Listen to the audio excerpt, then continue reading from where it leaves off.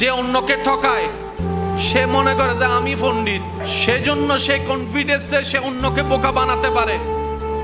কিন্তু মুমিনরা এখানে সতর্ক, বলে আমি তারে বোকা বানালাম কিন্তু তার খোদা তো আমাকে ধরবে, তার রব তো আমাকে ছাড়বে না। আমি তাকে ফাঁদে ফেললাম, তার রব তো আমাকে ছাড়বে না। তাকে দুইটা কথা শুনাই দিয়ে আমি জিতে গেলাম, তার রব তো এটার হিসাব আমার থেকে নিবে। তার সম্পত্তিতে দেওয়াল তোলার সময় 1 ইঞ্চি আমি ঢুকে গেলাম, কিন্তু তার রব তো আমার থেকে পাই পাই করে হিসাব নিবে। মুমিন বান্দা এখানে সফল হয়ে যায়।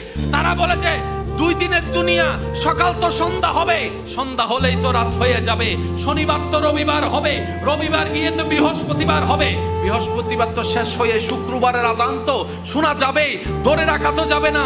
মুমিন বান্দা বলে কোন রকম দুনিয়াতে সয়ে যাই, মানিয়ে নি, ক্ষমা করি, আমার জন্য দুনিয়া দরকার নাই, আখেরাত দরকার, আখেরাত দরকার, আখেরাত দরকার। 2 দিনের দুনিয়া দরকার নাই, চিরস্থায়ী জান্নাত দরকার।